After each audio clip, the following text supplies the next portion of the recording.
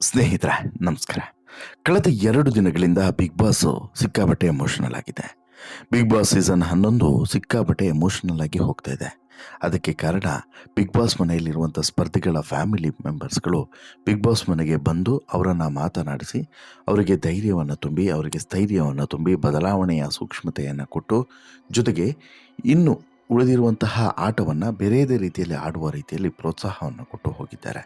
ಈ ಮೂಲಕ ಯಾರನ್ನೂ ಕೂಡ ಭೇಟಿಯಾಗದಂಥ ಬಿಗ್ ಬಾಸ್ ಮಂದಿಗೆ ಮನೆಯವರನ್ನು ನೋಡಿ ಒಂದು ರೀತಿಯಲ್ಲಿ ದುಃಖ ಉಮ್ಮಳಿಸಿ ಬರ್ತಾ ಇದೆ. ಕೆಲವು ಸಲ ಈ ದೃಶ್ಯಗಳನ್ನು ನೋಡುವಾಗ ಸ್ವಲ್ಪ ಓವರ್ ಆಯಿತು ಅಂತೇಳಿ ಅನಿಸಿದ್ರು ಕೂಡ ಸ್ವಾಭಾವಿಕ. ಯಾರನ್ನೂ ಕೂಡ ಭೇಟಿ ಮಾಡುವಂಥ ಅವಕಾಶವೇ ಸಿಗದೇ ಇರುವಂತಹ ಸಂದರ್ಭದಲ್ಲಿ ಅದು ಇಷ್ಟು ದಿನಗಳ ಕಾಲ ಬಿಗ್ ಬಾಸ್ ಮನೆಯಲ್ಲಿಯೇ ಇರುವಂಥ ಸ್ಪರ್ಧಿಗಳಿಗೆ ಹೊರಗಡೆಯಿಂದ ಹೊಸೊಬ್ಬರು ಅಥವಾ ತಮ್ಮ ಫ್ಯಾಮಿಲಿಯವರು ಯಾರೋ ಒಬ್ಬರು ಬಂದು ಅಂದ ತಕ್ಷಣ ಅವರ ಎಮೋಷ್ನಲ್ ಎಲ್ಲವೂ ಕೂಡ ಸ್ಫೋಟ ಆಗೋದ್ರಲ್ಲಿ ಏನು ಅನುಮಾನ ಇಲ್ಲ. ಬಟ್ ಈ ಮಟ್ಟಿಗೆ ಬಿಗ್ ಬಾಸ್ ಮನೆ ಕಳೆದ 2-3 ದಿನಗಳಿಂದ ಸಿಕ್ಕಾಪಟ್ಟೆ ಎಮೋಷ್ನಲ್ ಆಗಿದೆ, ಸಿಕ್ಕಾಪಟ್ಟೆ ಭಾವನಾತ್ಮಕವಾಗಿ ಬೆಸೆದುಕೊಳ್ತಾ ಇದೆ. ಈ ನಡುವೆ ಮೋಕ್ಷಿತಾ ತಮ್ಮ ಬಿಗ್ ಬಾಸ್ ಮನೆಗೆ ಬಂದಿದ್ದು ಮೋಕ್ಷಿತಾ ಆಟದ ಶೈಲಿಯೇ ಕಂಪ್ಲೀಟಾಗಿ ಬದಲಾಗುವಂತಹ ಮುನ್ಸೂಚನೆ ಸಿಗ್ತಾ ಇದೆ. ಯಾಕಂತ ಹೇಳಿದ್ರೆ ಮೋಕ್ಷಿತಾ ತಮ್ಮ ವಿಶೇಷ ಚೇತನ ಅನ್ನೋದು ಬಹುತೇಕ ಜನರಿಗೆ ಗೊತ್ತಿತ್ತು. ಆದರೆ ಯಾರು ಹೇಗಿದ್ದಾನೆ, ಏನು ಕತೆ ಅನ್ನುವಂತಹ ಮಾಹಿತಿ ಸಾಕಷ್ಟು ಜನರಿಗೆ ಗೊತ್ತಿರಲಿಲ್ಲ. ಈಗಾಗಲೇ ಮೋಕ್ಷಿತಾಗೆ ದೊಡ್ಡ ಜನಬೆಂಬಲವೇ ಸಿಗ್ತಾ ಇದೆ. ಈ ಹಂತದಲ್ಲಿ ಮೋಕ್ಷಿತಾ ತಮ್ಮ ಬಂದಿರುವಂಥದ್ದು ಸಿಂಪತಿ ವೈಸ್ ಜೊತೆಗೆ ಆಟದ ಶೈಲಿಯ ವೈಸ್ ಒಂದು ರೀತಿಯಲ್ಲಿ ಮೋಕ್ಷಿತಾ ವಿಲ್ ಪವರ್ ಇನ್ನಷ್ಟು ಹೆಚ್ಚಾಗುವಂತೆಯೂ ಕೂಡ ಮಾಡಿದೆ. ಜೊತೆಗೆ ಆ ಸಂದರ್ಭ ತಮ್ಮ ಬಂದಂಥ ಸಂದರ್ಭ ಹೇಗಿತ್ತು ಅಂತ ಹೇಳಿ ಬಹುಶಃ ನೀವು ನೋಡಿದ್ರೆ ಇನ್ನಷ್ಟು ಅಚ್ಚರಿಪಡ್ತೀರಾ. ನಿಮಗೂ ಕೂಡ ಬೇಸರ ಕಣ್ಣಂಚಲ್ಲಿ ಕಂಬನಿ ಬರೋದ್ರಲ್ಲಿ ಡೌಟ್ ಇಲ್ಲ. ಏನಾಯಿತು ನೋಡ್ತಾ ಹೋಗೋಣ. ಅದಕ್ಕಿಂತ ಮುಂಚೆ ನೀವಿನ್ನೂ ಕೂಡ ನಮ್ಮ ಚಾನಲನ್ನು ಸಬ್ಸ್ಕ್ರೈಬ್ ಮಾಡಿಲ್ಲ ಅಂದರೆ ದಯವಿಟ್ಟು ಕೂಡಲೇ ಸಬ್ಸ್ಕ್ರೈಬ್ ಮಾಡಿ ಸ್ನೇಹಿತರೆ. ಕಳೆದ 2 ದಿನಗಳಿಂದ ಬಿಗ್ ಬಾಸ್ ಕನ್ನಡ ಸೀಸನ್ 11 ಸಿಕ್ಕಾಪಟ್ಟೆ ಎಮೋಷನಲ್ ಆಗಿದೆ. ಇನ್ನೇನು ಫಿನಾಲೆ ಹತ್ತಿರ ಬರ್ತಾ ಇದ್ದಂತೆ ಮನೆಯೊಳಗೆ ಉಳಿದುಕೊಂಡಿರುವಂಥ ಸ್ಪರ್ಧಿಗಳು ವೀಕ್ಷಕರಿಗೆ ಹೆಚ್ಚು ಇಷ್ಟ ಆಗೋದಕ್ಕೆ ಶುರುವಾಗಿದ್ದಾರೆ. ಆರಂಭದಲ್ಲಿ ವೀಕ್ಷಕರಿಗೆ ಇಷ್ಟ ಆದಂಥ ಸ್ಪರ್ಧಿಗಳು ಈಗ ಇಷ್ಟ ಆಗ್ತಾಯಿಲ್ಲ, ಈಗ ಇಷ್ಟ ಆಗದವರು ಆಗ ಇಷ್ಟ ಆಗ್ತಾರಾ ಗೊತ್ತಿಲ್ಲ. ಆದರೆ ಆಗ ಇಷ್ಟ ಆಗದವರು ಈಗ ಇಷ್ಟ ಆಗ್ತಾ ಇದ್ದಾರೆ. ಅಂಥವರಲ್ಲಿ ಮೋಕ್ಷಿತಾ ಪೈ ಕೂಡ ಒಬ್ಬರು ಅನ್ನೋದು ಸೂಕ್ಷ್ಮವಾಗಿ ಗಮನಿಸಿದರೆ ಗೊತ್ತಾಗ್ತಿದೆ. ಕೆಲವು ದಿನಗಳಿಂದ ಬಿಗ್ ಬಾಸ್ ಮನೆಯಲ್ಲಿ ಮೋಕ್ಷಿತಾ ಪೈ ವಿರುದ್ಧ ನೆಗೆಟಿವ್ ಕಮೆಂಟ್ಗಳೇ ಹೆಚ್ಚು ಬರ್ತಿದ್ವು. ಆದರೆ ಈಗ ಒಂದೇ ಎಪಿಸೋಡ್ನಲ್ಲಿ ಅದೆಲ್ಲವೂ ಕೂಡ ಬದಲಾಗಿ ಬಿಟ್ಟಿದೆ. ಮೋಕ್ಷಿತಾ ಪೈಯನ್ನು ಮಕ್ಕಳ ಕಳ್ಳಿ ಅಂತೇಳ್ಬಿಟ್ಟು ಕರೆದಿದ್ದೇ ಹೆಚ್ಚು. ಈ ಮಕ್ಕಳ ಕಳ್ಳಿ ಈಗ ತನ್ನ ತಮ್ಮನನ್ನು ಪ್ರೀತಿಸುವಂಥ ಪರಿ ಮತ್ತು ಆಸೆ ಮಾಡುವಂಥ ಪರಿಯನ್ನು ನೋಡಿದಾಗ ಎಲ್ಲೋ ಒಂದು ಕಡೆ ಆಕೆಗಿದ್ದಂತಹ ನೆಗೆಟಿವ್ ಇಮೇಜ್ಗಳು ಕಂಪ್ಲೀಟಾಗಿ ವಾಶೌಟ್ ಆಗಿ ಬೇರೆಯದೇ ರೀತಿಯಾದಂಥ ಇಮೇಜ್ ಆಕೆಗೆ ಸುತ್ತಿಕೊಳ್ಳುತ್ತೆ ಅನ್ನುವಂತಹ ಮುನ್ಸೂಚನೆ ಸಿಗ್ತಿದೆ. ಬಿಗ್ ಬಾಸ್ನ ವೀಕ್ಷಕರು ಮನಸ್ಸನ್ನು ಬದಲಾಯಿಸಿದ್ದಾರೆ. ಮೋಕ್ಷಿತಾ ತನ್ನ ಜೀವನದಲ್ಲಿ ಮಾಡಿದಂಥ ತ್ಯಾಗವನ್ನು ಜೊತೆಗೆ ಮೋಕ್ಷಿತಾ ತೆಗೆದುಕೊಂಡಿರುವಂಥ ನಿರ್ಧಾರವನ್ನು, ಆಕೆ ಬದುಕನ್ನು ಪ್ರೀತಿಸ್ತಿರುವಂಥನ್ನು ಮತ್ತು ಕುಟುಂಬದವರನ್ನು ನೋಡಿಕೊಳ್ತಿರುವಂಥ ಪರಿಯನ್ನು ನೋಡಿ ಹಾಡಿ ಹೊಗಳುತ್ತಾ ಇದ್ದಾರೆ. ಈ ಎಪಿಸೋಡನ್ನು ನೋಡಿ ಸ್ವತಃ ಪ್ರತಿಯೊಬ್ಬ ವೀಕ್ಷಕರು ಕೂಡ ಕಣ್ಣೀರನ್ನು ಕೂಡ ಹಾಕ್ತಿದ್ದಾರೆ. ಅದಕ್ಕೆ ಕಾರಣವೂ ಕೂಡ ಇದೆ.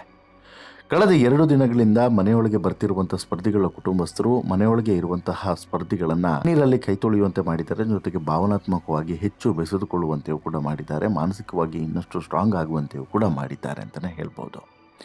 ಮೋಕ್ಷಿತಾ ಪೈ ಅವರ ತಮ್ಮ ಮತ್ತು ತಾಯಿ ಇವರು ಕೂಡ ಬಿಗ್ ಬಾಸ್ ಮನೆಯ ಒಳಗಡೆ ಬಂದಾಗ ಇಂಥದ್ದೇ ಒಂದು ಪರಿಸ್ಥಿತಿ ನಿರ್ಮಾಣ ಆಗಿತ್ತು. ತನ್ನ ವಿಶೇಷ ಚೇತನ ತಮ್ಮನನ್ನು ನೋಡಿ ಮೋಕ್ಷಿತಾ ಪೈ ಕಣ್ಣೀರನ್ನು ಹಾಕಿದ್ದಾರೆ. ಆ ವಿಡಿಯೋವನ್ನು ನೋಡಿ ವೀಕ್ಷಕರು ಕೂಡ ಭಾವುಕರಾಗಿದ್ದಾರೆ. ಆದರೆ ಕೆಲವು ದಿನಗಳ ಹಿಂದೆ ಇದೇ ನಟಿಯ ವಿರುದ್ಧ ಅಭಿಪ್ರಾಯ ಬೇರೆಯದೇ ಇತ್ತು ಅನ್ನೋದು ಬಹುಶಃ ನೀವು ಮರಿಬಾರದು. ಕೆಲವು ದಿನಗಳ ಹಿಂದೆ ಸೋಷಿಯಲ್ ಮೀಡಿಯಾದಲ್ಲಿ ವಿಡಿಯೋ ಒಂದು ಹರಿದಾಡಿತ್ತು. 10-12ನೇ ವರ್ಷಗಳ ಹಿಂದಿನ ಕತೆ ಭಾರಿ ವೈರಲ್ ಆಗಿತ್ತು. ಮಕ್ಕಳ ಕಳ್ಳಿ ಅಂತೇಳ್ಬಿಟ್ಟು ಬಿರುದನ್ನು ಕೂಡ ಕೊಟ್ಟಿದ್ರು ಇದೇ ಮೋಕ್ಷಿತಾಗೆ. ಆ ವೇಳೆ ಎಲ್ಲಿ ನೋಡಿದರೂ ಕೂಡ ಮೋಕ್ಷಿತಾ ಪೈ ಬಗ್ಗೆ ನೆಗೆಟಿವ್ ಮಾತುಗಳೇ ಕೇಳಿ ಬರ್ತಾ ಇದ್ವು. ತಮ್ಮ ಮನಸ್ಸಿಗೆ ಬಂದಂತೆ ಕಾಮೆಂಟ್ಗಳನ್ನು ಕೂಡ ಮಾಡಿದ್ರು. ಬಿಗ್ ಬಾಸ್ ಮನೆಯಲ್ಲಿ ಮೋಕ್ಷಿತಾ ಪೈ ಇರಲೇಬಾರ್ದು ಅಂತೇಳ್ಬಿಟ್ಟು ಆಕ್ರೋಶವನ್ನು ಹೊರಗಡೆ ಹಾಕಿದ್ರು. ಆದ್ರೀಗ ಬಿಗ್ ಬಾಸ್ನಲ್ಲಿ ಒಂದೇ ಒಂದು ಎಪಿಸೋಡ್ನಲ್ಲಿ ಒಂದೇ ಒಂದು ದಿನದ ಸಂಚಿಕೆಯಲ್ಲಿ ಈ ಎಲ್ಲ ನೆಗೆಟಿವ್ ಭಾವನೆಗಳು ಬದಲಾಗಿದೆ. ಬಿಗ್ ಬಾಸ್ ಮನೆಯ ಒಳಗಡೆ ಮೋಕ್ಷಿತಾ ಪೈ ಹಾಗೂ ತಮ್ಮನ ನಡುವಿನ ಭಾವನಾತ್ಮಕ ಸಂಬಂಧ ವೀಕ್ಷಕರ ಕಣ್ಣುಗಳನ್ನು ಒದ್ದೆಯಾಗಿಸಿದೆ. ವಿಶೇಷ ಚೇತನ ತಮ್ಮನಿಗಾಗಿ ಅಕ್ಕನ ತ್ಯಾಗಗಳನ್ನು ನೋಡಿ ಭಾವುಕರಾಗಿದ್ದಾರೆ. ಕಲರ್ಸ್ ಕನ್ನಡ ಅದ್ಯಾವ ಪ್ರೋಮೋ ರಿಲೀಸ್ ಮಾಡಿತ್ತೋ ಅಲ್ಲಿಂದ ಮೋಕ್ಷಿತಾ ಪರ ಕಮೆಂಟ್ಗಳು ಬರೋದಕ್ಕೆ ಶುರುವಾಗ್ತವೆ. ಅದರಲ್ಲೂ ಕೂಡ ಎಪಿಸೋಡ್ ನೋಡಿದ ಬಳಿಕವಂತೂ ಇನ್ನಷ್ಟು ಮೋಕ್ಷಿತಾಳನ್ನು ಇಷ್ಟಪಡುವವರ ಸಂಖ್ಯೆ ಹೆಚ್ಚಾಗೋದ್ರಲ್ಲಿ ಅನುಮಾನ ಇಲ್ಲ. ಕೂಡ ಕೆಲವರು ಸೂಕ್ಷ್ಮವಾಗಿ ಈ ದೃಶ್ಯಾವಳಿಗಳನ್ನು ಅಬ್ಸರ್ವ್ ಮಾಡ್ತಾರೆ. ತಮ್ಮನನ್ನು ಮುಟ್ಟೋದಕ್ಕಿಂತ ಮುಂಚೆ ತಮ್ಮ ಚಪ್ಪಲಿಯನ್ನು ತೆಗೆದು ಮುಟ್ಟಿದ್ದಾರೆ ಅಂತಲೂ ಕೂಡ ಕೆಲವರು ಇಲ್ಲಿ ಅಭಿಪ್ರಾಯವನ್ನು ವ್ಯಕ್ತಪಡಿಸ್ತಿದ್ದಾರೆ. ಇನ್ನೂ ಕೆಲವರು ಅಕ್ಕ ನೀನು ದೇವತೆ ಅಂತಲೂ ಕೂಡ ಹೇಳಿದ್ದಾರೆ, ನಿನ್ನಂಥ ಅಕ್ಕನನ್ನು ಪಡೆಯೋದಕ್ಕೆ ಪುಣ್ಯ ಮಾಡಿದ್ದ ಅವನು ಅಂತಲೂ ಕೂಡ ಹೇಳ್ತಾರೆ. ಅಸಲಿಗೆ ಸತ್ಯ ಅಂತಲೂ ಕೂಡ ಅನಿಸುತ್ತೆ. ಯಾಕೆಂತ ಹೇಳಿದ್ರೆ ಆತ ವಿಶೇಷ ಚೇತನ ಮಗು. ಆತನಿಗೆ ಏನಾಗ್ತಿದೆ ಏನು ಹೋಗ್ತಿದೆ ಏನೂ ಕೂಡ ಗೊತ್ತಾಗೋದಿಲ್ಲ. ಮೋಕ್ಷಿತ ಪೈ ಬಂದಾಗ ಆತನಿಗೆ ಗುರುತವೂ ಕೂಡ ಸಿಗೋದಿಲ್ಲ. ಸ್ವತಃ ಮೋಕ್ಷಿತ ಹೇಳ್ತಾರೆ, ಅಯ್ಯೋ ನನ್ನನ್ನು ಮರ್ತೇ ಬಿಟ್ಟಿದ್ದಾನೆ ಇವನು ಅಂತಲೂ ಕೂಡ. ಆ ರೀತಿ ಆಗಿರುತ್ತೆ. ನಂತರ ಆತನಿಗೆ ಫ್ಲ್ಯಾಶ್ ಆಗುತ್ತೆ, ತಂಗಿ ಅಥವಾ ಅಕ್ಕ ಅನ್ನೋದು ನಂತರ ಗೊತ್ತಾಗುತ್ತೆ. ಇದಾದ ಬಳಿಕ ಮೋಕ್ಷಿತ ಕಂಪ್ಲೀಟಾಗಿ ಆತನ ಜೊತೆಗೇ ಆತ ಇದ್ದಷ್ಟು ಸಮಯ ಕೂಡ ಟೈಮನ್ನು ಸ್ಪೆಂಡ್ ಮಾಡ್ತಾರೆ. ಆತನನ್ನು ಖುಷಿಪಡಿಸುವಂಥ ಪ್ರಯತ್ನವನ್ನು ಮಾಡ್ತಾರೆ.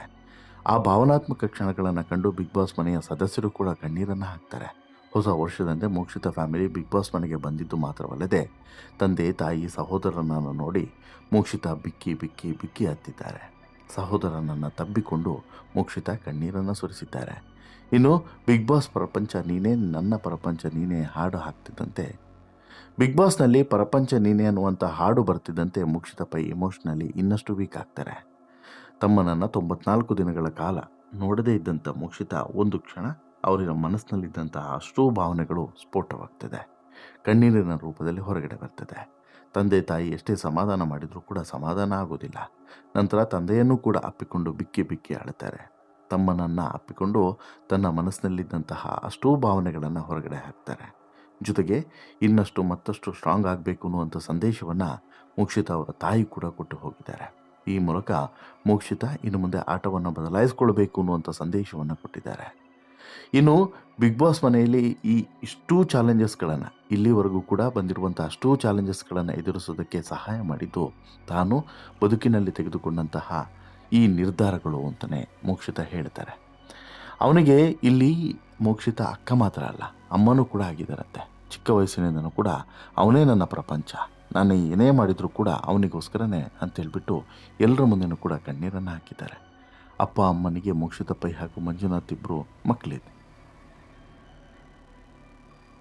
ಅಪ್ಪ ಅಮ್ಮನಿಗೆ ಮೋಕ್ಷಿತ ಪೈ ಮತ್ತು ಮಂಜುನಾಥ್ ಪೈ ಅನ್ನುವಂಥ ಇಬ್ಬರು ಮಕ್ಕಳು. ಮೋಕ್ಷಿತ ಅವರ ತಮ್ಮ ಫಿಸಿಕಲಿ ಮತ್ತು ಮೆಂಟಲಿ ಚಾಲೆಂಜ್ಡ್ ಕಿಡ್. ಅವನನ್ನು ಮೋಕ್ಷಿತ ಪೈ ಅವರೇ ನೋಡಿಕೊಳ್ತಾರೆ. ಸದ್ಯ ಮೋಕ್ಷಿತ ಬಿಗ್ ಬಾಸ್ ಮನೆಯಲ್ಲಿ ಬಂದಿದ್ದಂಥ ಕಾರಣ ಅವರ ತಂದೆ ತಾಯಿಯವರೇ ನೋಡಿಕೊಳ್ತಾ ಇದ್ದಾರೆ. ಈಗ ಬಿಗ್ ಬಾಸ್ನಿಂದ ಮುಗಿಸಿ ಮರಳಿ ಹೋದ ಬಳಿಕ ಮತ್ತೆ ಅದೇ ಜರ್ನಿಯನ್ನು ಮುಂದುವರಿಸಲಿದ್ದಾರೆ, ಅದರಲ್ಲೇನು ಡೌಟ್ ಇಲ್ಲ. ಜೊತೆಗೆ ಇಲ್ಲಿ ಮತ್ತೊಂದು ವಿಚಾರವನ್ನು ಕೂಡ ಬಹಿರಂಗವಾಗಿ ಹೇಳ್ತಾರೆ, ಮದುವೆ ವಿಚಾರವನ್ನು. ಲಾಸ್ಟ್ ಟೈಮ್ ಕೂಡ ಅವರು ಹೇಳಿದರು, ಯಾಕೆ ಮದುವೆ ಆಗಿಲ್ಲ, ಮದುವೆನ ಯಾಕೆ ಪೋಸ್ಟ್ಪೋನ್ ಮಾಡ್ತಿರೋದು ಅಂತೇಳಿ. ಇವಾಗ ತಂದೆ ತಾಯಿ ಎದುರುಗಡೆನೇ ಹೇಳ್ತಾರೆ, ನಾನು ಮದುವೆ ಆಗದೇ ಇರೋದಕ್ಕೆ ಅದು ಮದುವೆ ವಿಚಾರವನ್ನು ಪೋಸ್ಟ್ಪೋನ್ ಮಾಡೋದಕ್ಕೆ ಕಾರಣ ಎಲ್ಲಿ ನನ್ನನ್ನು ಆ 3 ಜನರಿಂದ ದೂರ ಮಾಡಿಬಿಡ್ತಾರೋ ಬರೋರು ಅನ್ನೋಂಥ ಕಾರಣಕ್ಕೆ ಅಂತೇಳಿ. ಹಾಗಾಗಿ ಆ ರೀತಿ ಆಗದೇ ಇರುವಂಥ ವ್ಯಕ್ತಿಯನ್ನೇ ಹುಡುಕಿ ಅಥವಾ ಆ ರೀತಿ ಮಾಡದೇ ಇರುವಂಥ ವ್ಯಕ್ತಿಯನ್ನು ಹುಡುಕಿ ಅವರ ಜೊತೆಗೆ ನಾನು ಸಪ್ತಪದಿಯನ್ನು ತುಳಿಬೇಕು ಅನ್ನೋದು ಮೋಕ್ಷಿತ ಕನಸು.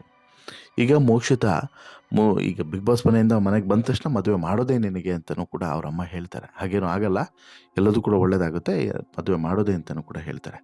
ಆ ರೀತಿ ಒಂದು ಈ ಫ್ಯಾಮಿಲಿಯ ಬಗ್ಗೆ ಸಿಕ್ಕಾಪಟ್ಟೆ ಅಟ್ಯಾಚ್ಮೆಂಟನ್ನು ಬೆಳೆಸ್ಕೊಂಡಿರುವಂತಹ ಮೋಕ್ಷಿತಗೆ ಈಗ ತಾಯಿ ತಂದೆ ತಮ್ಮ ಎಲ್ಲರೂ ಕೂಡ ಬಂದಿರುವಂಥದ್ದು ಈಗ ಮೆಂಟಲಿ ಇನ್ನಷ್ಟು ಸ್ಟ್ರಾಂಗ್ ಆಗುವಂತೆ ಮಾಡಿದೆ. ಅವ್ರ ತಾಯಿ ಕೂಡ ಸಾಕಷ್ಟು ಸಲಹೆಯನ್ನು ಕೊಟ್ಟು ಹೋಗಿದ್ದಾರೆ, ತಂದೆಯೂ ಕೂಡ ಧೈರ್ಯ ತುಂಬ ಹೋಗಿದ್ದಾರೆ. ಹಾಗಾಗಿ ಮೋಕ್ಷಿತ ಆಟ ಇನ್ನು ಮುಂದೆ ಬದಲಾಗೋದ್ರಲ್ಲಿ ಡೌಟೇ ಇಲ್ಲ ಅನ್ನೋದು ಮಾತ್ರ ಸತ್ಯ.